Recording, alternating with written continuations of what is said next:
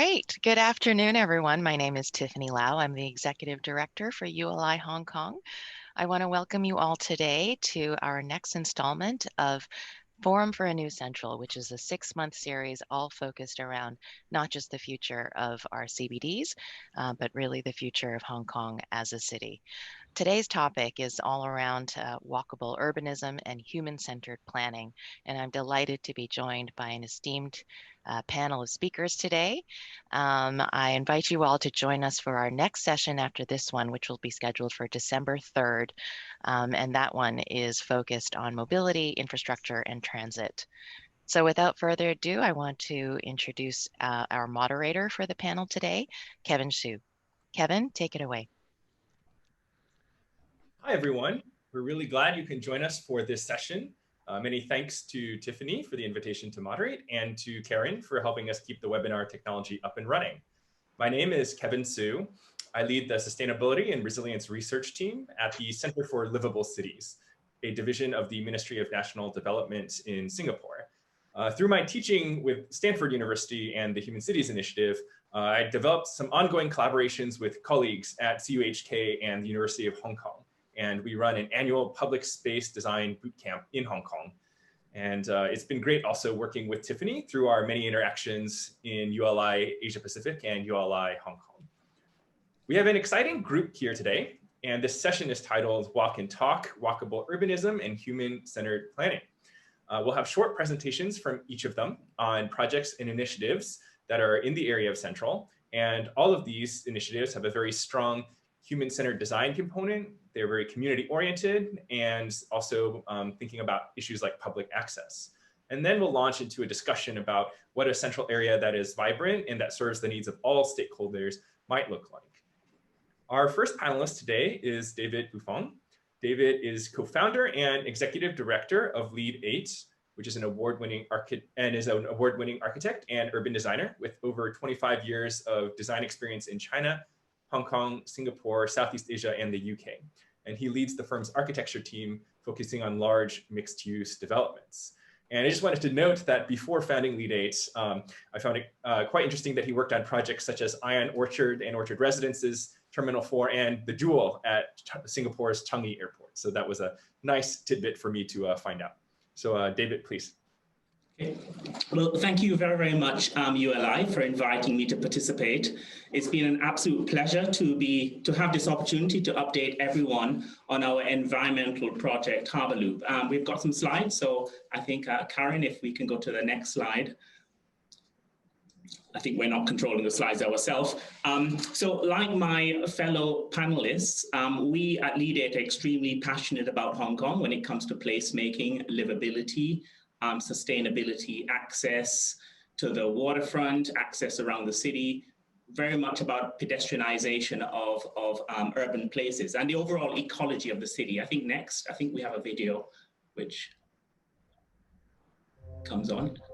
Apologies, it's a little bit fuzzy because we have quite a big file, but we are creating a website for Harbour Loop, which will be launched before the end of the year, which will have lots of information on Harbour Loop. So when it comes to access, I mean, I guess, sorry, as we're quite passionate as architects, so we came up with this project through our CSR program to encourage others to rejuvenate the waterfront and create a more healthy, walkable lifestyle for future generations. So access and connectivity is one of the most important factors in a city. And we found that over 60% of Hong Kong Harbour is not accessible. The waterfront is really, really crazy. If you compare with Sydney Harbour and the London South Bank, and how all of these places have the urban sort of incredible pedestrian connectivity has rejuvenated and revitalized these cities. So Harbour Loop is an idea to transform the contours of Hong Kong waterfront into a 23-kilometer active pathway for running and walking and cycling and other leisure activities. The complete circuit will start in Central and connect Kowloon via a cable car, or, as we understand it from the Harbour Front Commission, there might be an underground pathway under the harbour to connect Central to Kowloon. And then there's a 500-metre bridge that we're proposing from Sheke Wan to Yau Tong. This would allow 1.7 million people to have easy access to the waterfront within just 10 minutes. And you can see from some of these little drawings, we've created community hubs for bicycle storage, bicycle hire, cafes, pop-ups, open areas for events, toilet facilities. And these kiosks will sort of assist tourism with finding ways of giving information on the interesting cultural aspects of the different areas. So the route that we showed on the master plan you saw a few minutes ago will unite sort of the existing pathways of Victoria Harbour and become a great asset to Hong Kong in creating a 23-kilometre connected route. So these are some of the bicycle storage areas we have within the bicycle hubs. Apologies for the resolution of the movie that we've created. And, you know, we've actually also proposed this 500-metre pedestrian forest bridge, which could become one of Hong Kong's top 10 places to visit in the future, connecting, as mentioned before, from Sheke Wan to Yau Tong. So this is a quick overview on Harbour Loop. I think there's some more slides next. 2 or 3 more slides coming up. Next. Yeah, so this is the map of the harbour, a much clearer image, which shows where we plan to connect on the east and the west of Victoria Harbour. Next. And we actually won the German Design Awards back in 2018 when we started this project. And this is one of the little hubs where we have the bicycle storage, bicycle hire, cafes, restaurant, pop-ups along the walkways, some of the existing walkways, and these will connect to future walkways in the, you know, as this gets developed. And this connects directly to Tai Koo for those of you on the panel who know Hong Kong. Next. And it's very much about regeneration. This is another proposal we had for another part along the waterfront. Next. And we're currently developing more hubs. So these are just ideas for different parts of the route along Harbour Loop. And this one is the central hub, which will be integrated with the connection that takes you under the harbour, connecting Central to Kowloon. Next. Yeah, and more images of how this Harbour Loop route will connect around the perimeter of the harbour. I mean, in very much Victoria Harbour. Next, Victoria Harbour is like our Central Park, really. It's and for those of you who know Central Park, it's not just about the park, but it's the edges around the park that's important and how you interact with it. Next, I think we have a final slide which shows our bridge in a little bit clearer. Next. Sorry, I'm not controlling the slides. Yeah, this just shows the route that we're intending. So some of these routes, some of the pathways obviously exist already. Avenue of Stars, there are bits around Central, but the idea is to connect the entire thing together.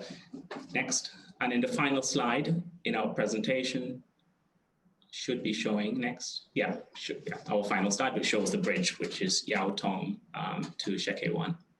Okay, so thank you. This is just a brief update, I guess, introduction for those who don't know, who haven't heard of Harbour Loop. And we are developing a website that we'll be launching this year, which will allow for more participants to get involved. Great, thank you so much, David. Thank you. Very exciting to see that project and get the update. So next, we'll be having someone who you've seen in an earlier part of the Forum for a New Central. Markus Shaw is currently the chair of Walk DVRC and is passionate about making Hong Kong a more people-friendly environment. He's a lifelong citizen of Hong Kong. He studied history at Cambridge University and also spent time as a corporate lawyer in London, Singapore, and Hong Kong before returning to join his family's investment office in 1992, where he's currently the managing director. Markus is very active in philanthropy, including organizations such as Designing Hong Kong and the Clean Air Network, and was a member of WWF International's Board of Trustees previously, and former chairman of WWF Hong Kong. But today he's really going to focus on Walk DVRC and its activities. So Markus? Thank you, Kevin. As you can hear from his introduction, I have absolutely no expertise in urban planning at all. So I don't know why I got involved in this project, but it is very close to my heart. Now, I don't seem to be able to, here we go. Okay, so Walk DVRC is an NGO formed to promote pedestrianisation as a means of better placemaking and better urban planning, starting with Deveau Road Central, the 1.4 kilometer stretch from Pedder Street to Western Market. So what is Deveau Road Central? It's the heart of our CBD. It's a critical business and transportation artery. It's the most polluted stretch of road on the North Shore of Hong Kong Island. It's a terrible experience for pedestrians, and it has appalling traffic congestion. This is what Deveau Road Central used to look like. It's a very historic street associated with Chinese entrepreneurship. And even today, the western end of DVRC is full of traditional shops, some of which have been in the same family for generations. And in this photo, we have no cars, effectively pedestrianized, pedestrians interacting very naturally with trams, and all without the need for barriers. Wish we could go back to the future. This is the situation today, 4 lanes dedicated to traffic and pedestrians squeezed to the side. So one has to ask oneself, is this a fair division of space? This was a pollution study done by City University for Hong Kong tramways. That little red bit there, which is the most polluted stretch, is the 1.4 kilometers of DVRC that we're speaking about. So I want to stress that this isn't just about the street itself. We view it as a placemaking opportunity and as a way to revive a very decaying part of our historic CBD. Sorry, going back, Karen, if you can go back again. Karen, can you go back one more? Yeah. So we believe fixed DVRC and the decaying CBD is revived. Fixed DVRC, Hong Kong has a central core and heart. Fixed DVRC and the cultural and heritage sites are connected. So what do we mean by connected? Well, as you can see from this map, we have many now isolated heritage buildings which promote themselves, but which are very badly connected with each other. We believe that pedestrianizing DVRC will be the key to bringing them all together in much better connectivity, and also connecting the sites north of DVRC yet to be developed, for example, the so-called Site 3 on the waterfront. Now, I'll skip through these slides rather quickly. Those of you who work in the neighborhood of DVRC will be very familiar with these scenes.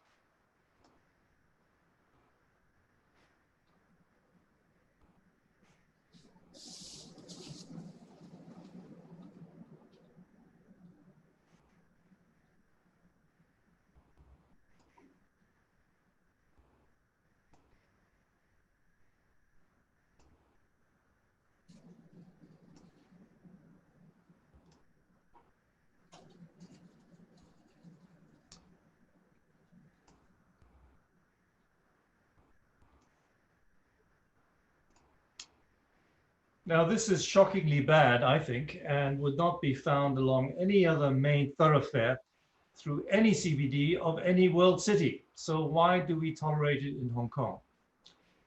Usually when I make this presentation, I get a very positive response. And the only negative response I get is that it's too difficult to achieve. It's a good idea, but too difficult. And this annoys the hell out of me. Whatever happened to Hong Kong's can-do spirit? So let's look at some examples from around the world. This is Times Square in New York City, pedestrianized by Mike Bloomberg and made permanent after a 3-year trial period. A keynote along Broadway, which is a major north-south thoroughfare through central Manhattan. So this can't have been easy. It wasn't easy. Trafalgar Square in London. I remember from my earlier days in London that this was a key traffic node. And if you had told me that you could pedestrianize it, I would have said that you're out of your mind. But pedestrianize it they did. And it's an incredibly popular destination today with London citizens and with tourists. I'm sure you're aware of other examples from around the world, from Barcelona, Madrid, Paris, and so forth. This is an interesting example from Vienna. This is their DVRC, and it's a partial pedestrianization scheme. This is Gindo Chuadori, which is the main shopping artery that runs through Ginza. On the weekend, they close it to vehicles. It's fully pedestrianized. If Tokyo can do it, why can't we? And this is Singapore, a pedestrianization event organized by the Orchard Road Business Association, which is actually chaired by my cousin down in Singapore.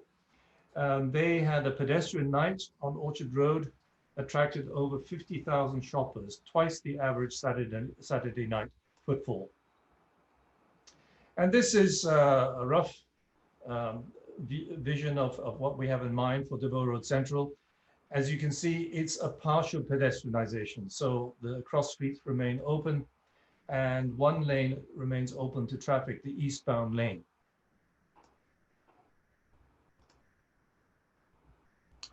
This is a quote from one of our advisors. All global historic CBD regeneration projects have begun with pedestrianization schemes.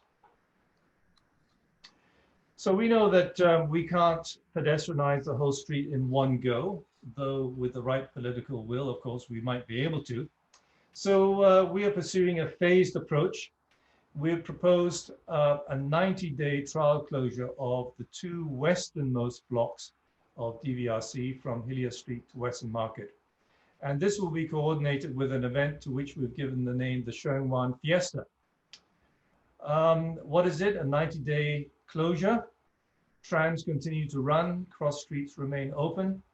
It will be open to all traffic from 10 p.m. to 10 a.m. to accommodate deliveries. And there will be 8 components to the Fiesta: tactical urbanism piece.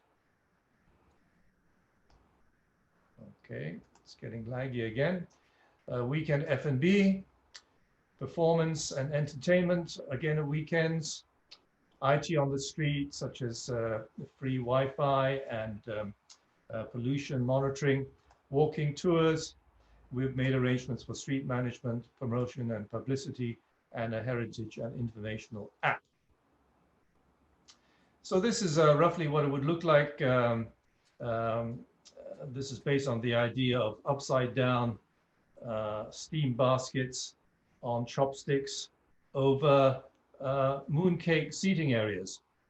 And we've actually created a prototype of this, which you can see here. They can actually be wheeled away.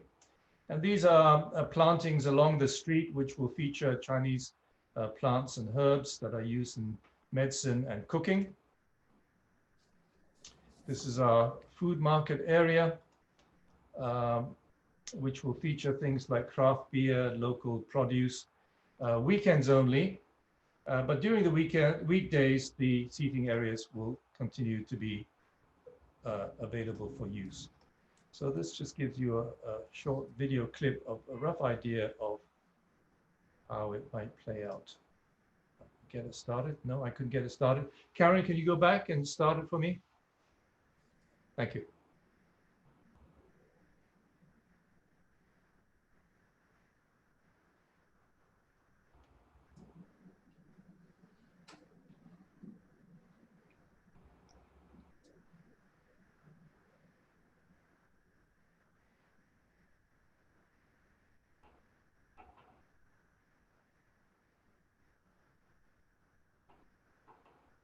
As you can see, all these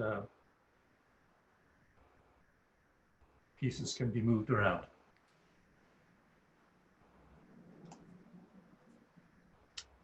Right.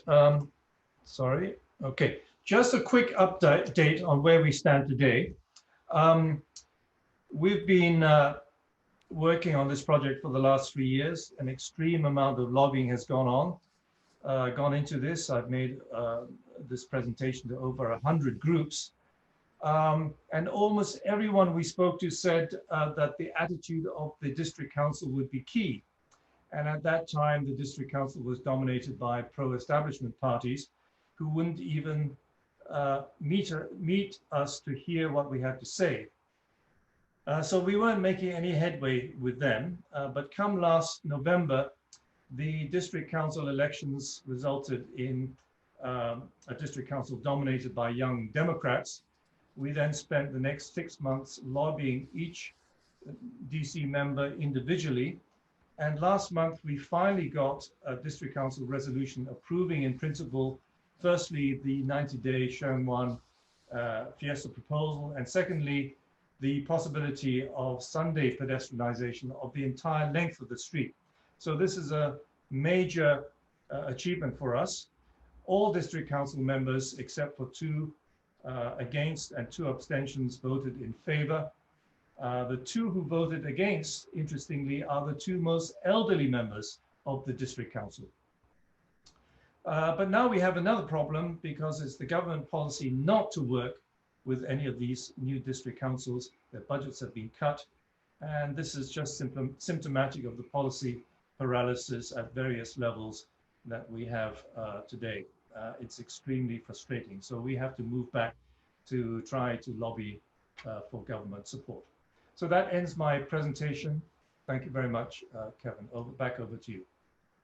Great, thank you, Markus. And I'm glad to kind of see and hear about the progress that Walk DVRC is making. So our third panelist is Eric Ho. Eric is co-founder and director at Architecture Commons. He studied architecture at the University of Pennsylvania and the Harvard Graduate School of Design, where he completed a thesis under Hertog and de Moern. He's involved with civic startup Smiles, which is a real estate platform for short-term commercial use, and also Good Goods, a next-generation shared economy platform for retail, and serves as faculty at Parsons School of Design's Executive Master's Program in Strategic Design and Management. And so as an architect and entrepreneur and urban thinker, I think Eric will have a lot to share with us about some of the specific cases and projects that he's working on in Hong Kong. Great, thank you, Kevin.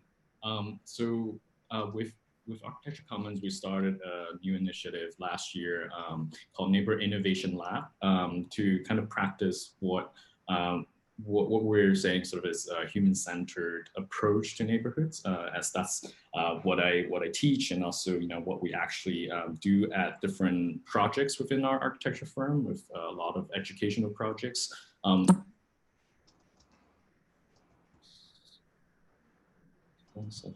Yeah.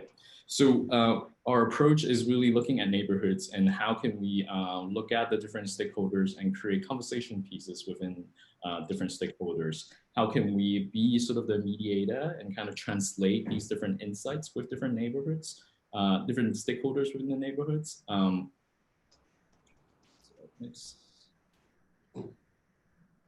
So why we're doing this as architects is as we look at a lot of the built projects, a lot of times we don't really get a say on how the brief is actually came about, and or even what we can really do to the programming within some of the work. So how can we turn this around and kind of listen to what different stakeholders have to say and create new opportunities to collaborate, to discover and create new common ground, especially when we're looking at complicated issues around different neighborhoods or within different stakeholders where they might have competing interests or they might have different ideas of what the neighborhood is about. How do we find that common ground? It might be tiny to start with, but where is the sort of starting point for that? So adopting kind of a design thinking and human-centered approach, how can we apply human-centered design into neighborhoods, in the neighbor-centered designs? So our initial kind of little experiment that we have is with neighbors, looking at citizens, district council, community NGOs, with service design, looking at designers, architects, tech providers, researcher, and with corporations, property developers, governmental bodies. Can there be a sort of intersection of discovering kind of where are the pain points between all these different stakeholders, and can there be a place where we can start to innovate together? And that's where we're starting to work in Hong Kong in the last year with different neighborhoods, challenging to start because of all the things that have been happening in the past 2 years. But also because of that, that becomes an impetus for us to really think as architects in this kind of challenging context. Can we really do something together with our district councils, together with different stakeholders in the neighborhood to push some of these ideas? So we have been trucking along a little bit further in Wan Chai, just because we are in Wan Chai district, and we have 2 ongoing projects with district council in Wan Chai, exploring inclusive open spaces, walkability, and an actual place research on 28 public spaces there. We also have been working in Eastern District with Hong Kong Arts Center on a very challenging area in Chun Yung Street and sort of the development there next to it. We're also in Chun Wan and also in Yau Chin Wang District with different kind of collaborators looking at also inclusiveness in general as sort of our line of inquiry. So within Wan Chai, what we have been doing so far is really asking the question, how might we create inclusive environments and neighborhoods for people in Wan Chai, and creating different activities to kind of really listen to neighbors. We do find out that 50% of people don't talk to their neighbors, at least 50%. And if they do, it's only hi-bye basis mostly. So not a very, I think this phenomenon is actually similar in North Point as well, as we do our initial research. So the types of engagement we do are kind of what we call kind of street intercept surveys, as you see here. We do one-on-one interviews. We also do kind of sharing talks of kind of what we have found throughout the process. Since COVID has been happening last year, we haven't been too active, but in the middle of summer, we started working with District Council on pushing this project called Neighborhood Commons within Wan Chai, looking at around kind of like 5-6 radius, block radius of Sun Moon Star Street, and then extending into Queens Road East, Greason Street, etc. So our methods and tools are quantitative survey, interviews, street intercepts. We also train kaifongs, so neighbors, to actually go through this journey with us together. And with the different kinds of research, for example, public open space research, we also engage in data consolidation, GIS mapping, and different kinds of tools to kind of bring quantitative and qualitative research together.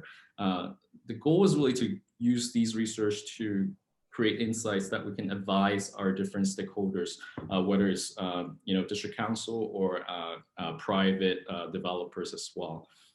And with North Point, we have a very similar kind of line of inquiry around looking at new and old and talking to different neighbors. And our tools have been refined, but it generally works quite well when people see the survey is not hidden in your template, but kind of out in the open with the neighborhoods.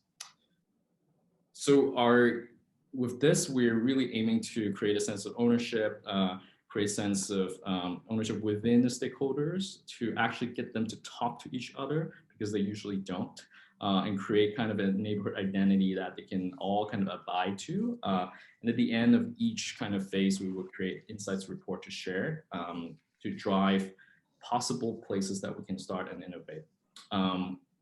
We follow a pretty similar framework as design thinking to go through research, empathy, and ideation and co-creation. And just to kind of wrap up here on kind of the kinds of things that we really want to look at is both are really important, new and old, the qualities of old shops that have been in the neighborhood for a long time and new energy that comes into the neighborhood. Next. Not sure if I can control it. Okay, there you go. Karen, can you click next for me? For some reason, not working.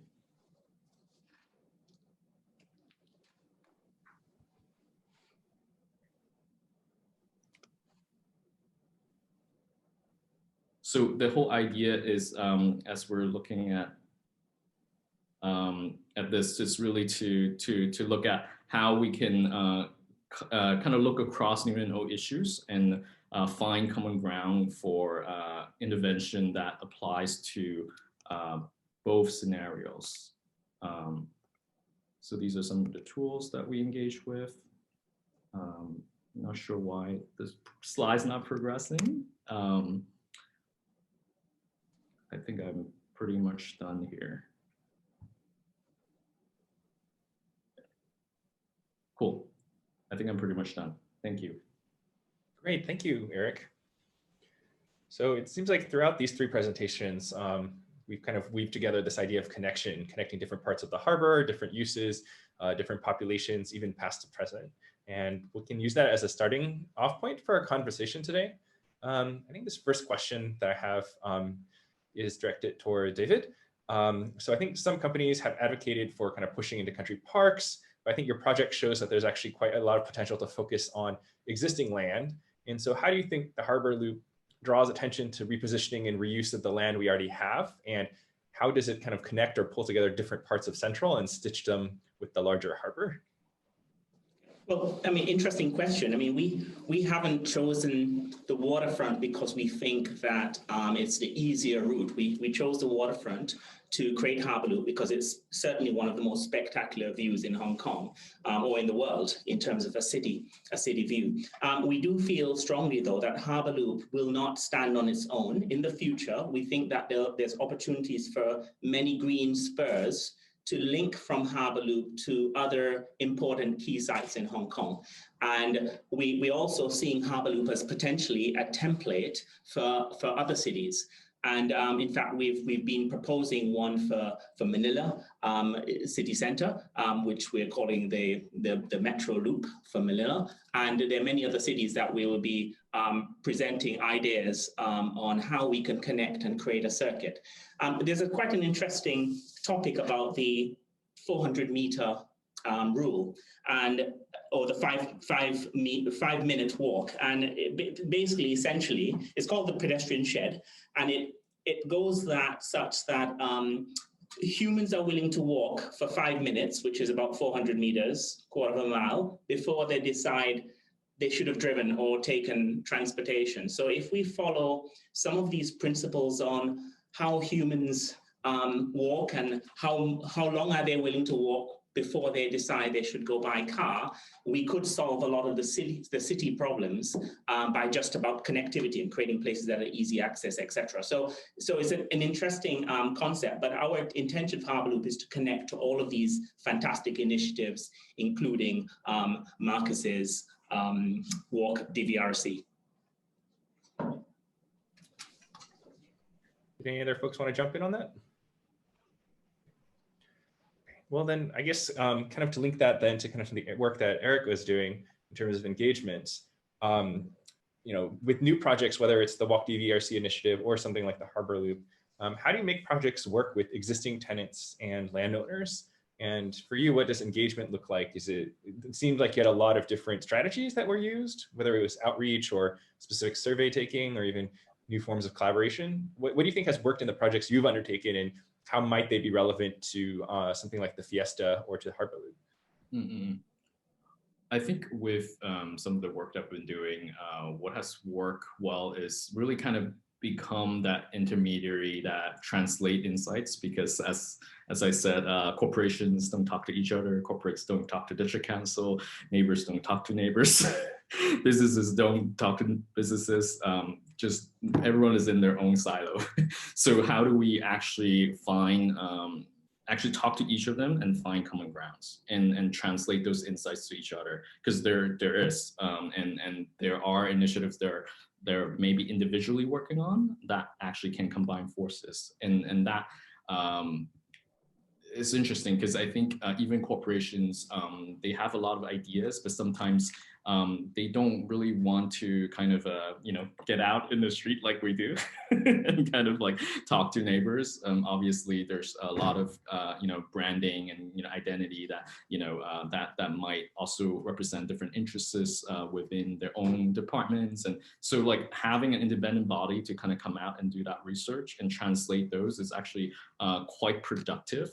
Then the next step is, which ones are the most, lowest hanging fruits that we can kind of tackle and kind of collaborate in a small scale. So I felt like that's probably the starting point, because there's not a lot of that kind of collaboration so far. So we need to start small and prototype these kind of interactions in a small scale in order to build up to, larger projects that touches, a lot more stakeholders. David or Markus, do you want to weigh in on that? And then I also just wanted to remind the audience that the Q&A function is available to you. If you want to ask questions to any of the panelists, please click on Q&A and ask your questions. Thanks for the reminder, Kevin, because I've already answered 2 questions. And there's another question coming in, which is I don't know who that's aimed at, whether this is a government initiative. Yeah, and whether I need more support in lobbying. Well, I think I've explained that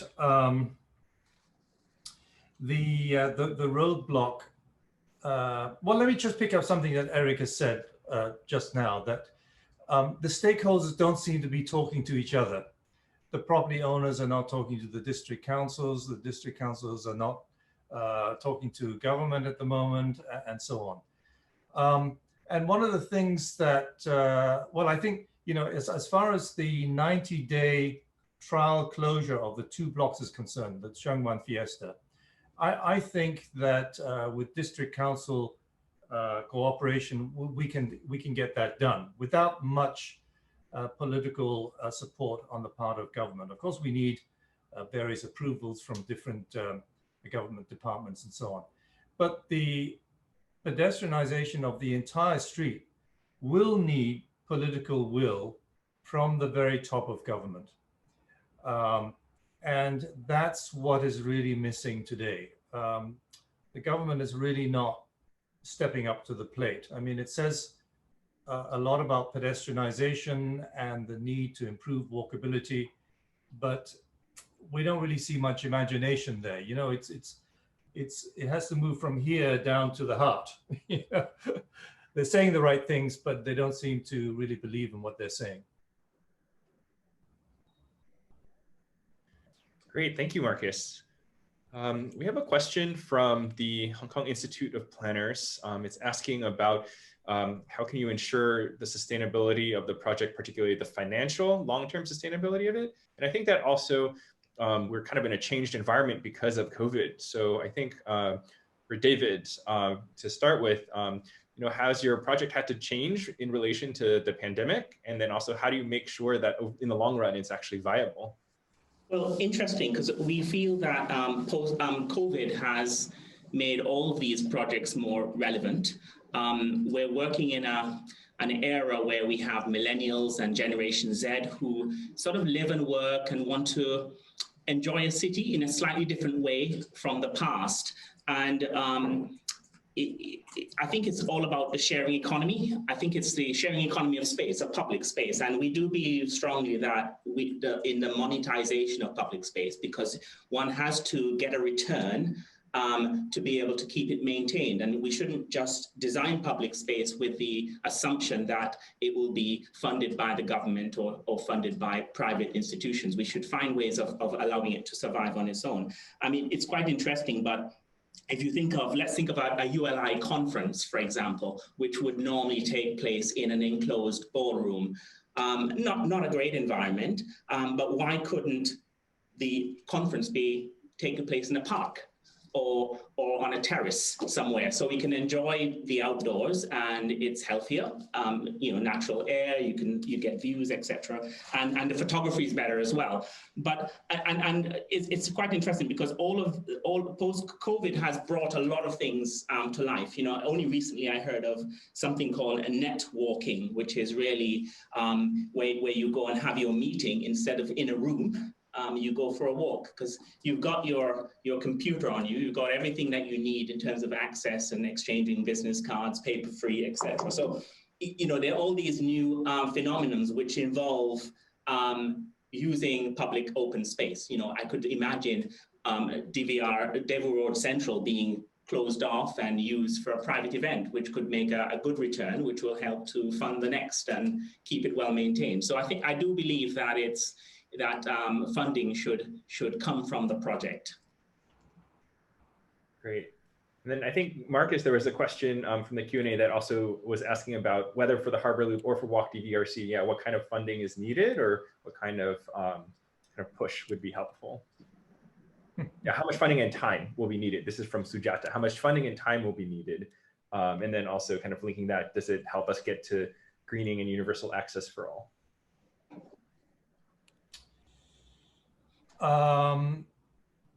We have costed the Sheung-Wan Fiesta at 12 million Hong Kong dollars.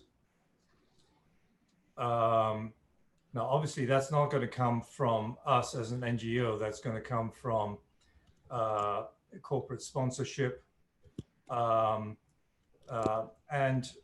from, I think, from some government pots of money as well. For example, from the Urban Renewal Fund, which has committed $5 million to us, provided that we can get district council approval. Well, I've now got to go back to them and say, we've got that approval in principle. Is that good enough for you? Can you give us some more money? But as far as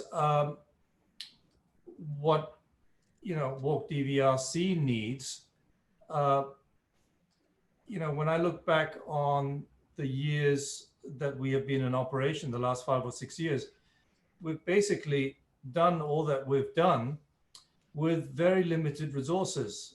Myself as unpaid, one CEO and 2 members of staff.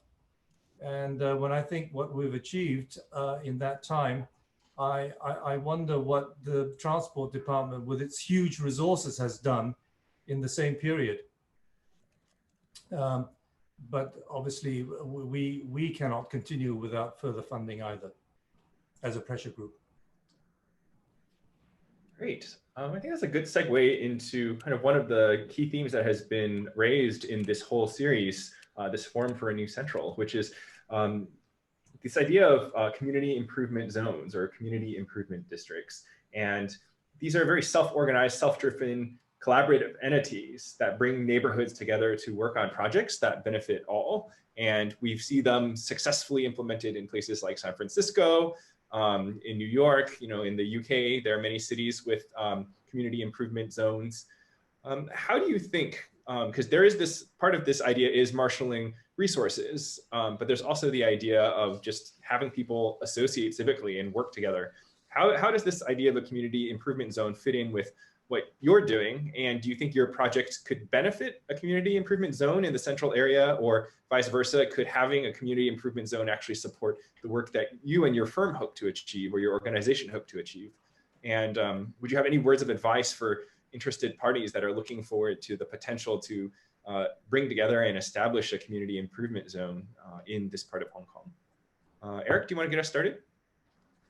Yeah, I think the issue of kind of how do we establish kind of a common perspective or common ground for action is kind of key to what we're trying to do here. Our project is called Neighborhood Commons, so we're about kind of how do we start, collaborating on ideas, but also cooperating, but also co-managing these ideas, right? So with the resources front, how do we think about the CIZ community improvement zone as a way to channel kind of what is available first, right? Who have access to what, right?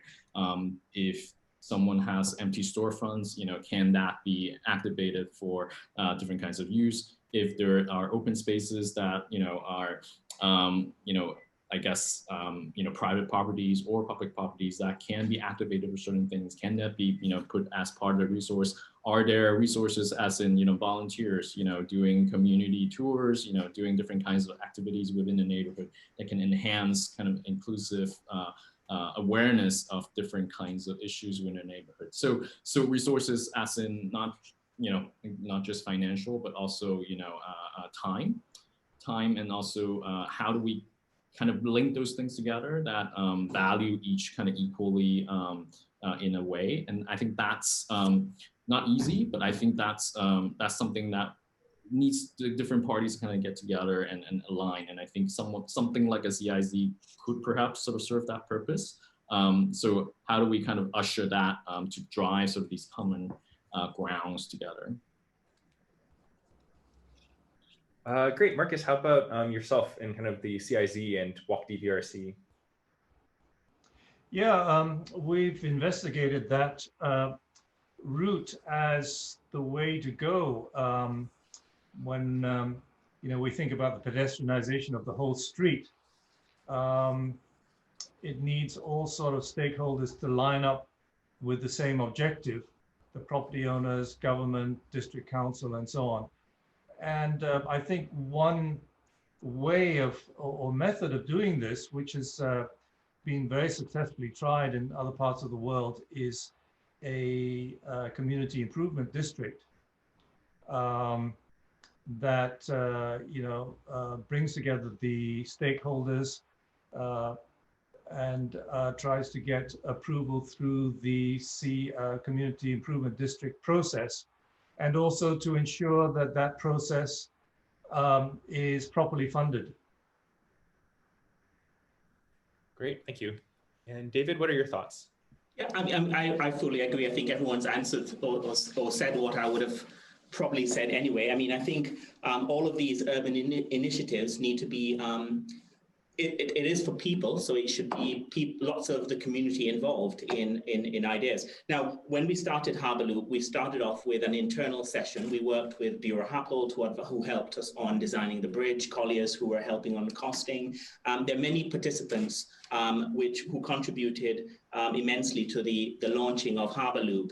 But we did find the most important thing, and I'm sorry I haven't got the slide here, but we created a little booklet and we included some of the questions and answers from some of the questions and opinions from the community, people who lived and worked along the route or within close proximity to the route along Harbour Loop. So, and the next stage would be to have perhaps more detailed engagement, similar to some of the sort of things that that Eric talked about earlier, where you go into a lot more depth and try and solve some of the problems. But it's a lengthy process. I do think that one of the problems we have in Hong Kong is that public space is very much about a mathematical equation which has a list of rules. And I think if we compare with places like in Europe, where cafes and restaurants spill out onto the street, you compare with what's happened in Singapore and the way that is structured, I think there's a lot that we can learn from these other cities to help create fabulous public space with communities or the people who live in close proximity can be engaged. Great, thank you. So if you could join me in thanking all three of our panelists. We're at the end of our time now. I wanted to say also that through this Forum for a New Central, we plan to continue the conversation about collaborating together to deliver community improvements driven by the people and the businesses and the nonprofits who are located in this community. And so we invite folks who are interested to please reach out and let us know if you're interested in these efforts as well. So thank you, everyone. Thank you. Thank you.